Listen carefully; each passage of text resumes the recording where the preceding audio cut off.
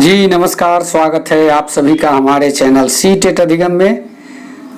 दोस्तों आज हम जानेंगे जीन पियाजे के बारे में, क्योंकि ये सभी शिक्षक परीक्षाओं के लिए जरूरी चीज है। जीन पियाजे के बारे में जानना, प्रत्येक शिक्षक पात्रता परीक्षा जितनी भी होती है सब में लगभग 4, 5, 6, कभी कभी तो ऐसे हुए हैं 12 सवाल तक पूछे गए हैं। जी हाँ, सी टेट 2016 की जो परीक्षा हुई थी उसमें 12 प्रश्न पूछे गए थे। इस पियाजे से ही पूछे गए थे 12 प्रश्न।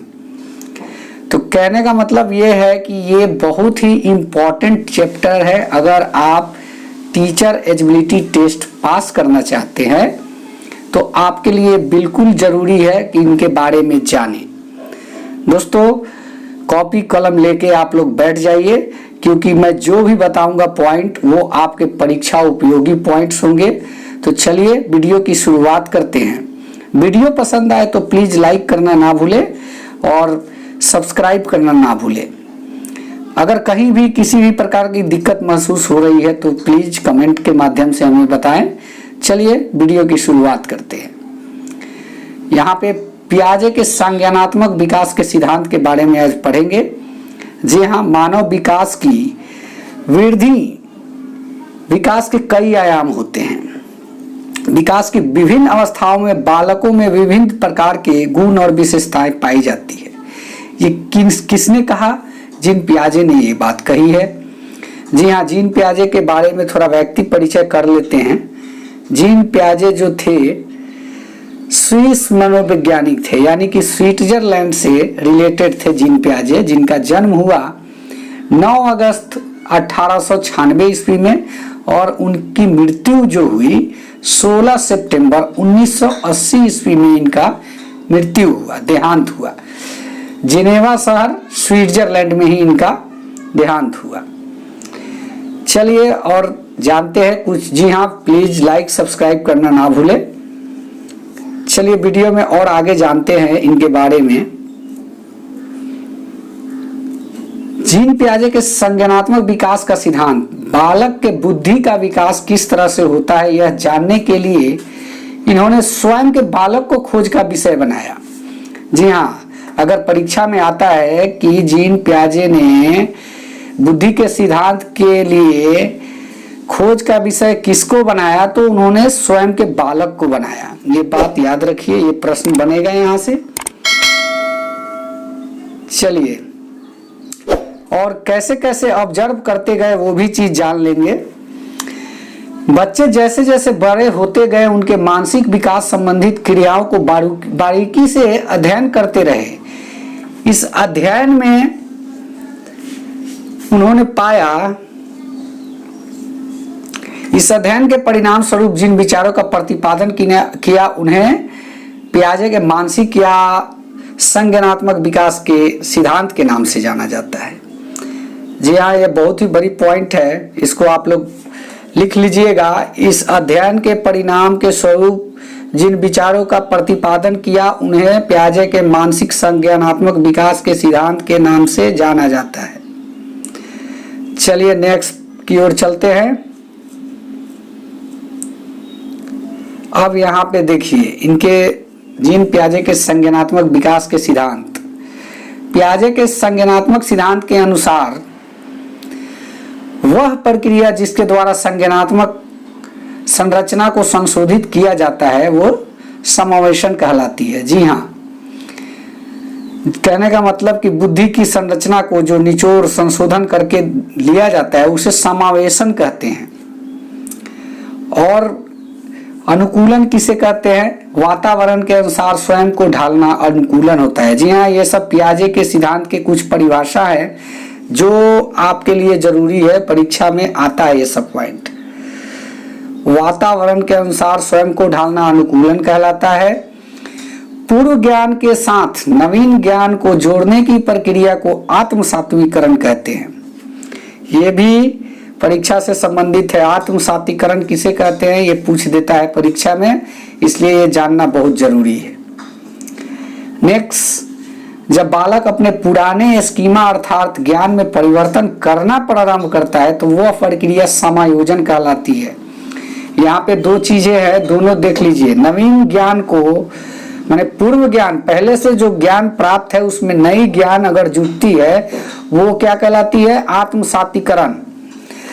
और समायोजन किसे कहते हैं? जब बालक अपने पुराने स्कीमा अर्थात मानसिक बुद्धि में ज्ञान में परिवर्तन करना प्रारंभ करता है। जैसे मान लीजिए कि कलम के बारे में बालक जान गया कि ये एक कलम है, अब इससे रिलेटेड जान गया कि कलम के द्वारा लिखा जाता है, कलम के द्वारा साइन किया जाता है, कलम के द्वारा एप्लीकेशन लिखा जाता है, कलम के महत्व को वो जान गया, तो उसी प्रक्रिया को हम समायोजन कहेंगे। चलिए नेक्स्ट पॉइंट की ओर बढ़ते हैं। पियाजे के संज्ञानात्मक विकास को 4 अवस्थाओं में विभाजित किया गया है। जी हाँ, कितनी अवस्थाओं में विभाजित किया गया है? 4 अवस्थाओं में। टोटल 4 अवस्था स्टेज के बारे में इन्होंने बताया है। पहला है इंद्रिय जनित गामक अवस्था। जी हाँ, इसमें जो भी बालक कार्य करता है इंद्रियों से करता है। आगे इस वीडियो में हम बताएंगे। इस अवस्था की अवधि क्या होती है? जन्म से 2 वर्ष। दूसरी जो इनकी अवस्था है पूर्व संक्रियात्मक अवस्था, इसकी अवधि 2 से 7 वर्ष तक की होती है। मूर्त संक्रियात्मक अवस्था 7 से 11 वर्ष की अवस्था है। और 4 नंबर जो औपचारिक अमूर्त संक्रियात्मक अवस्था है 11 वर्ष से आगे या पौधा अवस्था जो भी कह लीजिए तक की होती है। चलिए अब जानेंगे इंद्रिय जनित गामक अवस्था के विशेषताओं के बारे में। क्या क्या इसमें एक्टिविटी होती है बालक के द्वारा, इसके बारे में जान लेते हैं। मानसिक क्रियाएं इंद्रिय जनित गामक क्रियाएं के रूप में संपन्न होती है। जी हाँ, इसमें जो भी मानसिक क्रियाएं बालक करता है, बालक की अवस्था जो होती है 2 से 7 वर्ष की अवस्था में बालक क्या क्या कर सकता है, उस 0 से 2 वर्ष की अवस्था में बालक क्या क्या कर सकता है आप देख लीजिए। मानसिक क्रियाएं इंद्रिय जनित गामक क्रियाएं के रूप में संपन्न होती है। जो इंद्रिय जनित गामक अवस्था जो है, इंद्रियों में आता है आपका आंख, कान, नाक, जीभ, त्वचा, 5 आते हैं। तो यहाँ पे 3 ही का जिक्र किया गया है। भूख लगने की स्थिति में बालक रोकर व्यक्त करेगा। इस अवस्था में बालक आंख, कान, नाक से सोचता है। जी हाँ, इस आयु में बालक की बुद्धि उसके कार्यों द्वारा व्यक्त होती है। फॉर एग्जाम्पल, जैसे मान लीजिए एक बच्चा अगर चादर पे लेटा हुआ है, चादर के दूसरे छोर पे कोई खिलौना है, तो उसे प्राप्त करने के लिए बालक क्या करेगा? चादर को ही खींच लेगा ताकि खिलौना को प्राप्त किया जा सके। चलिए नेक्स्ट पॉइंट की ओर चलते हैं। इस तरह यह अवस्था अनुकरण, स्मृति और मानसिक निरूपण से संबंधित है। जी हाँ, इस अवस्था में अब जो है आपका पियाजे के संज्ञानात्मक विकास के सिद्धांत की ये दूसरी अवस्था जो है पूर्व संक्रियात्मक अवस्था 2 वर्ष से लेकर 7 वर्ष की आयु तक की होती है। इसके बारे में जान लेंगे।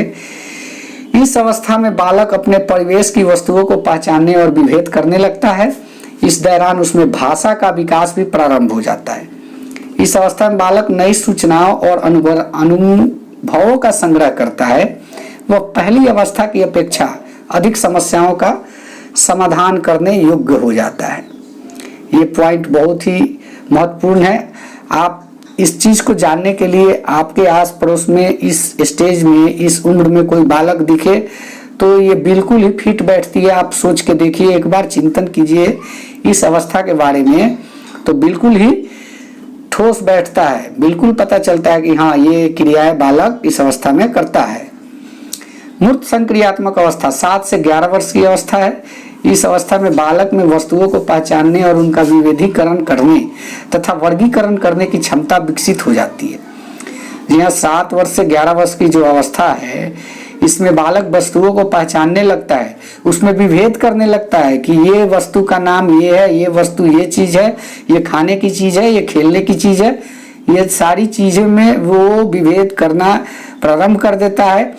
और वर्गीकरण कहने का मतलब कि किसी 2-4 सामान को अगर खिलौने को मिक्स कर दिया जाए तो एक तरफ वो खिलौना को रख देगा, एक तरफ सामान को रख देगा। वर्गीकरण करने की क्षमता भी विकसित हो जाती है उसकी। उनका चिंतन अब अधिक क्रमबद्ध एवं तर्क संगत होना प्रारंभ कर देता है। इस अवस्था में बालक विश्वास करने लगता है तथा लंबाई, भार, अंक प्रत्ययों पर चिंतन करना प्रारंभ कर देता है। भाषा का पूर्ण विकास बालक किसी पूर्व और उसके अंश के संबंध में तर्क कर सकता है। बालक अपने पर्यावरण के साथ अनुकूलन करने के लिए अनेकों नियमों को सीख लेता है। जी हाँ, इस अवस्था के बालक में सारी चीजें वो आ जाती है और वो पर्यावरण के साथ अपने आप को अनुकूलन कर लेता है, यानी कि वो अपने आप को स्वयं को पर्यावरण के हिसाब से ढाल लेता है। पर्यावरण के हिसाब से ढालता है, उसी को अनुकूलन कहते हैं।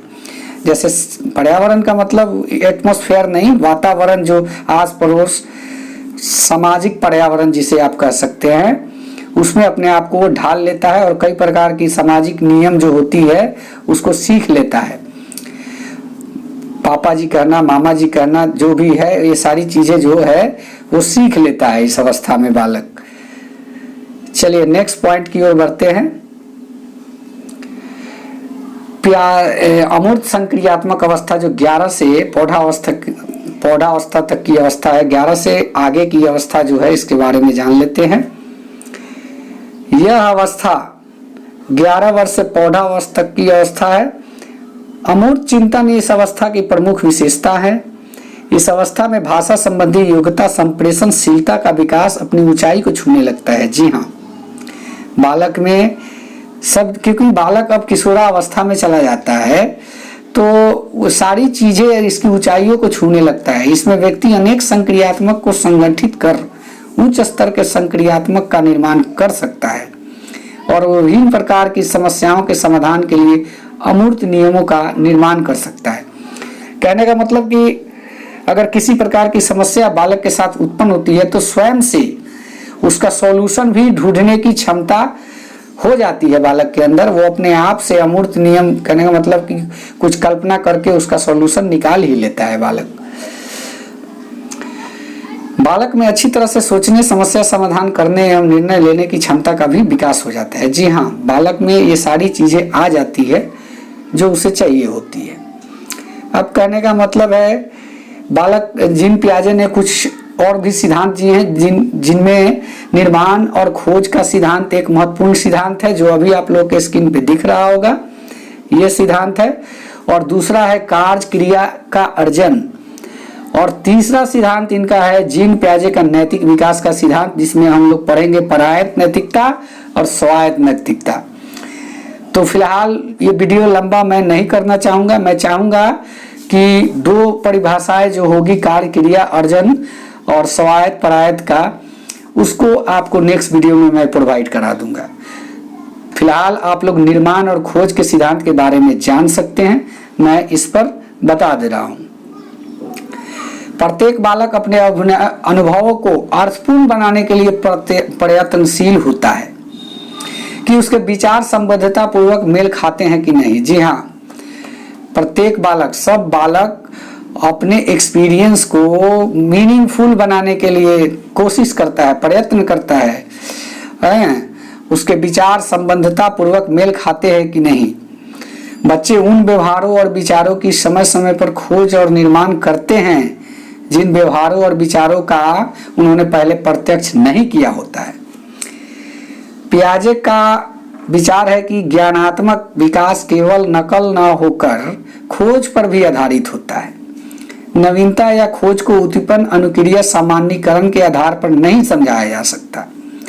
इस उदाहरण के लिए एक 4 साल का बच्चा यदि भिन्न भिन्न आकार को प्रथम बार में कर्मानुसार लगा देता है तो यह उसकी बौद्धिक वृद्धि और खोज निर्माण से संबंधित है।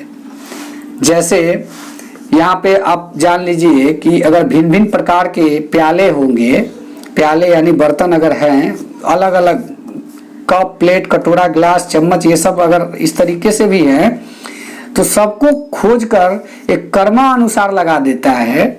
चाहे एक प्याला ही पकड़िए, एक बड़ा है, एक छोटा है, एक उससे छोटा है, एक उससे छोटा है, और सबको एक सिरे से कर्मानुसार, बड़ा, उसके बाद छोटा, उसके बाद छोटा, उसके बाद छोटा, सीधे लाइन से भी लगा देता है। तो यह क्या है कि उसकी बौद्धिक खोज और निर्माण से संबंधित है। तो दोस्तों आशा करता हूं कि ये वीडियो आप लोगों को बहुत ही अच्छा लगा होगा। पियाजे के बारे में अभी आप लोगों ने जो जाना, ये लगभग आप लोगों के लिए बहुत ही ज़रूरी चीज़ था। जी हाँ, और एक बार फिर से मैं प्रकाश डाल देना चाहता हूं कि पियाजे मेन पॉइंट जहां से कुछ प्रश्न बनते हैं वहां के बारे में मैं बता देना चाहता हूँ। पियाजे खोज का विषय किसे बनाए? तो स्वयं के बालक को। और रही बात कि वातावरण के अनुसार स्वयं को ढालना अनुकूलन कहलाती है। पूर्व ज्ञान को नवीन ज्ञान से जोड़ने की प्रक्रिया जो है आत्मसातीकरण कहलाती है। और एक परिभाषा जो उन्होंने दिया कि पुराने स्कीमा अर्थात ज्ञान में परिवर्तन करना प्रारंभ कर देता है तो वह प्रक्रिया समायोजन कहलाती है। बालक जब अपने पुराने ज्ञान को अर्थात परिवर्तन करना आरंभ कर देता है, कहने का मतलब तो समझिए कि वो प्रक्रिया समायोजन कहलाती है।